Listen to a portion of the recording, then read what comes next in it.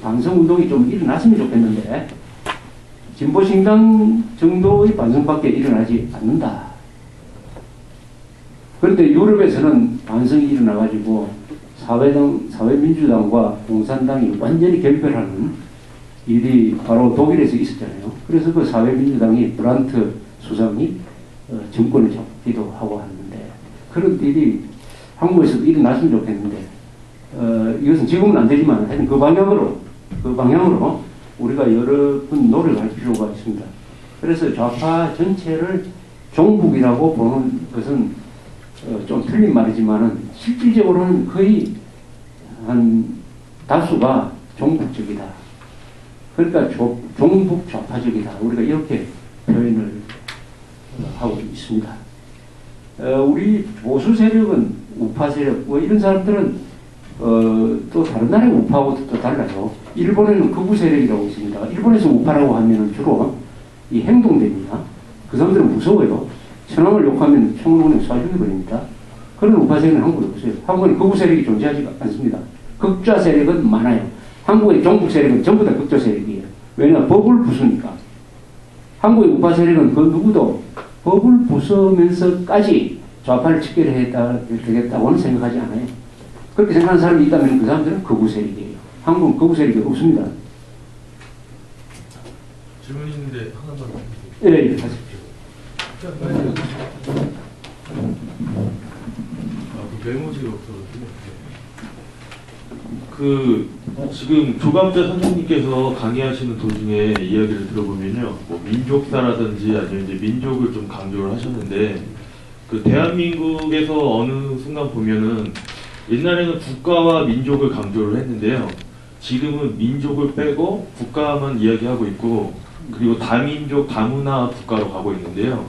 근데 이제 뭐 역사적으로 보면은 우리가 북한과 통일할 명분이 그 민족적 그런 거밖에 없는데, 뭐 유럽에서 보면 뭐 프랑크 왕국이 분리했듯이 이제 저희도 식민 시대를 겪고 이제 남과 북이 이제 이렇게 분단이 됐는데, 혹시 이렇게 저희가 이제 민족을 버리고 이제 다민족, 다문화로 가는데, 민족을 버리고서라도 북한과 통일할 명분이 혹시 있는지 궁금합니다. 민족과 국가라는 개념인데 우리 동양에서는 민족이라는 개념이 없었습니다. 이 민족이라는 말이 누가 만든 말입니까? 민족이라는 말이 조선조에 있었습니까? 중국에 있었어요? 민족이라는 말은 일본 사람이 만든 거죠. 명지유신. 여러분들이 쓰고 있는 용어의 개념의 90%는 일본 사람이 만든 한자어입니다. 자본주의, 뭐 시장경제, 출판, 기준, 여러 분들이 오늘 말한 것의 90%는 일본 사람이 만든 한자어를 우리가 그냥 쓰고 있습니다. 그 중에 하나가 민족이죠. 근데 민족, 네이션을 번역을 할 때 민족이라고 번역을 했는데 사실은 국민이라고 번역을 했어야 되는데, 그렇다면 한국의 곤란이 좀 줄어들었을 거예요.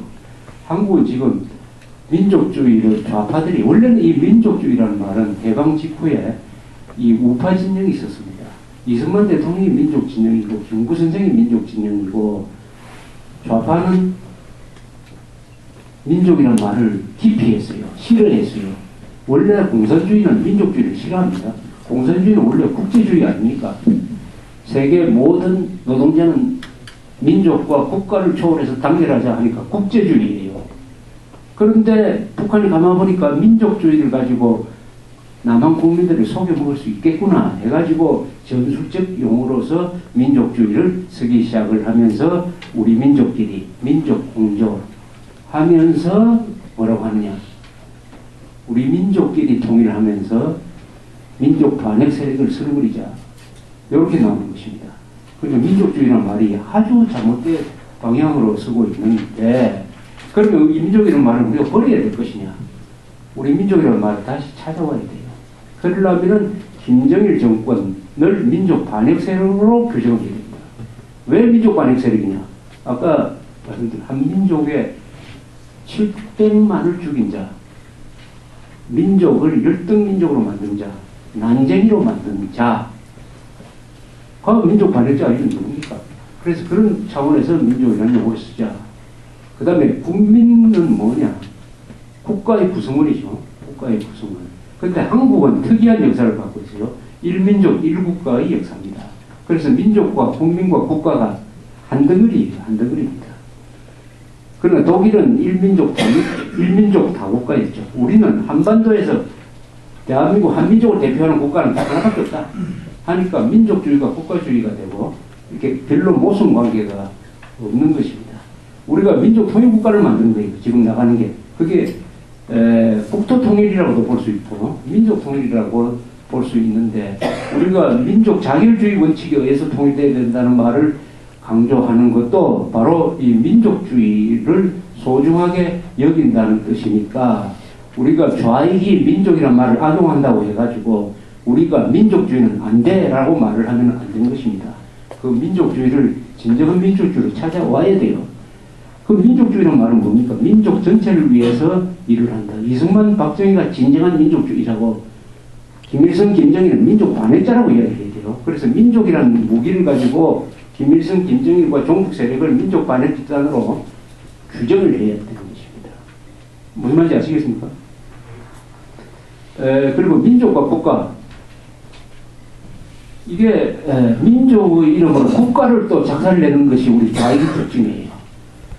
김정일은 같은 민족이므로 김정일이가 그동안 저지른 전쟁 범죄 행위는 다 덮어주자. 요렇게 또 나갑니다. 그러면 같은 민족끼리는 그러면 살인해도 다 덮어주자. 이런 말 아닙니까? 요거는 민족주의가 아니에요. 요거는 내셔널리즘이 아닙니다. 요런 걸 뭐라고 그러죠? 같은 민족끼리는 다 덮어주고 요건 민족 우월주의죠. 배타주의죠. 요런 것은 내셔널리즘이 아니에요. 요거는 인종주의입니다. 인종주의. 레이시즘이에요. 무슨 얘기인지 아세요? 독일 아리안 민족이 최고다. 유태인들은 설거려야 된다. 는 말이나 김정일이 한민족이니까 김정일이가 뭐 사람을 죽이든 말든 그거 다 용서해주자. 듣고 넘어가자 하는 게 인종주의입니다. 인종주의. 인종주의는 가장 규탄받아야 될 인종차별주의예요. 그렇지 않습니까? 왜 한국 사람들이 히틀러를 욕하면서 김정일을 욕을 안 합니까? 그게 인종주의지, 인종주의. 그래서 인종주의, 민족주의, 국가주의, 이런 것을 다 우리가 잘 구분을 해야 되겠다. 그래서 민족 이름으로 국가를 파괴하는 건 안 돼요. 그건 또 민족 이름이 아니야. 사실은 인종주의의 이름으로 국가를 국가의 법치라든지 이런 것을 부정하는 것입니다. 또 질문 있습니까? 네, 마지막으로.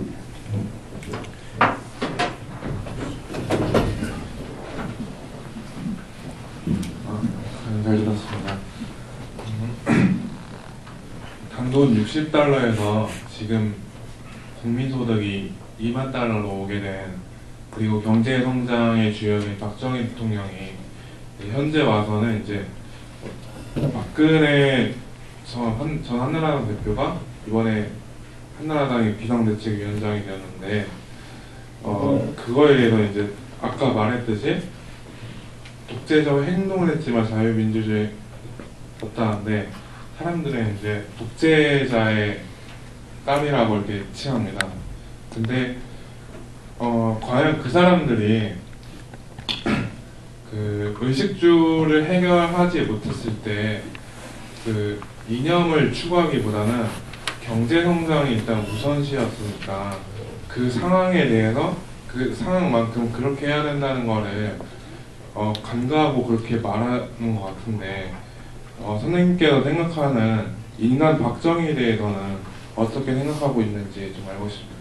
그 박근혜 대표를 독재의 딸이라고 이야기하는 사람들은 우리 국민들 다수가 아니고 일부죠. 일부. 그 중에 이제 좌파 세력이 많고 종북 세력도 포함되어 있다고 생각합니다.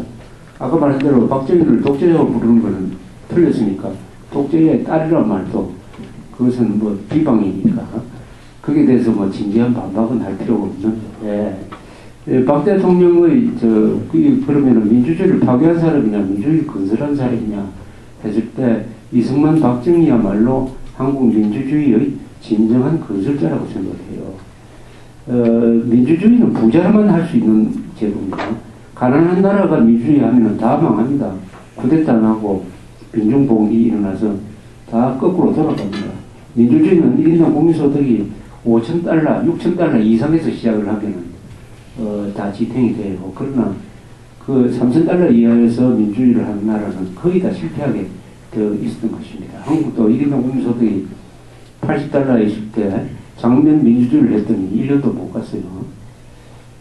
지금 뭐 필리핀 마찬가지죠. 그러니까 이 민주주의는 기본적으로 부자의 게임입니다. 민주주의를 하기 위해서는 돈이 얼마나 듭니까? 우선 의료보험도 있어야 되죠.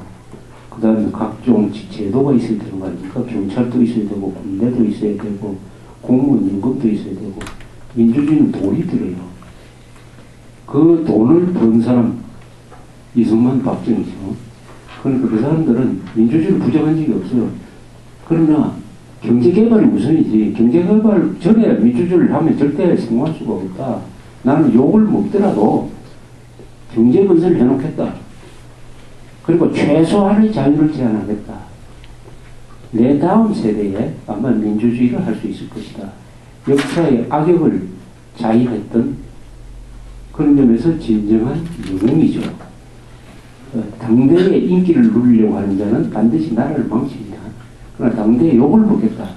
후세의 평가를 받겠다고 한 점에서 박정희 대통령이 영웅이에요. 그 사람은 또 최소한의 희생을 치렀어요. 최소한.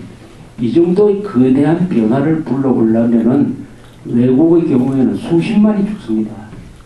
그리고 정치적 학살에 의해서 수천 명, 수만 명이 죽어요. 그래도 성공하는 예가 별로 없어요. 실패해요. 그런데 한국에서는 박정희 대통령의 경우에 정치적 암살은 한 건도 없어요. 그 사람이 지령을 해가지고 죽인 사람은 단 한 사람도 없습니다. 그렇다고 보면 최소한의 비용으로 최대의 성과를 거둠으로써 한국 민주주의가 꼽힐 수 있는 물질적 바탕과 제도적 장치를 해놓았다.